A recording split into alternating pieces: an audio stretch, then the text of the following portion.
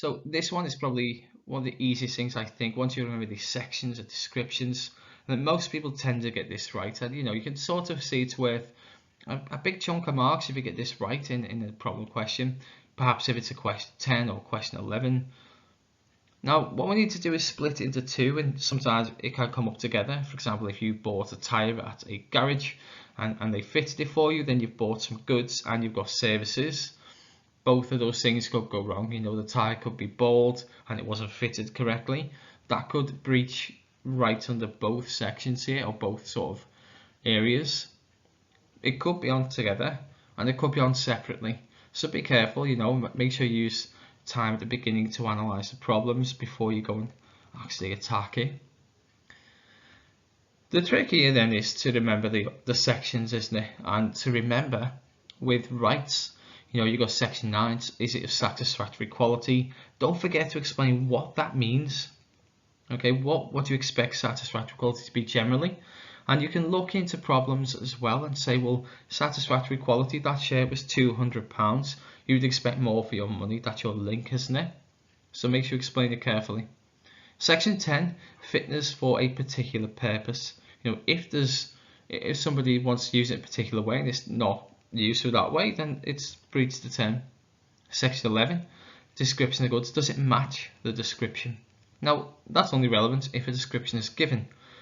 So we need to be careful of that one, but if it does explain each one what it means and link it to that scenario and tell you what you would have expected to see. For remedies, remember the crucial bit here is to outline all of them in a problem question before settling on which one you think is most relevant. So what we got is section 20, the short-term right to reject. Okay, this is usually within 28 days for most items, but for perishable items that's going to be shorter. Section 23, a right to repair or replacement. The person might not want a replacement because the product was so bad that you don't want it.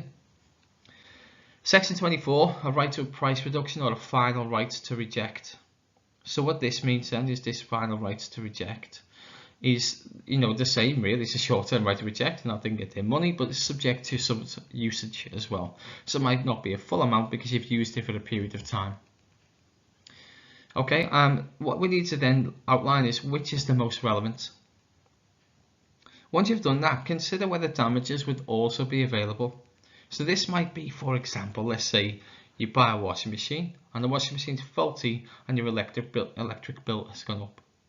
Or you've suffered a rash because of buying a shirt and it's itchy. So you might have damages as well.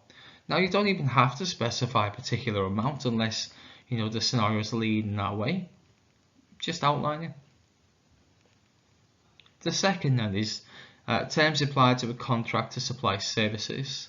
So you've got rights, so section 49, the thing needs to be done with reasonable care and skill.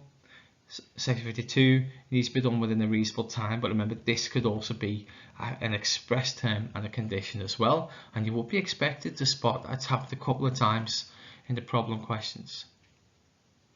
And again, remedies, right to repeat performance. Okay, what if it's a bad tattoo? Would you want them to do it again? Maybe not. Section 56, rights to a price reduction. Now yeah, getting money back, we've still got that bad tattoo. So you may want common law damages instead. So again, outline all of those things. And for that scenario, you could have with tattoo. I know it's one of the past exam questions, but you've got this idea of they're going to give some money to make sure the tattoo is fixed, aren't they, or to get laser treatments or something.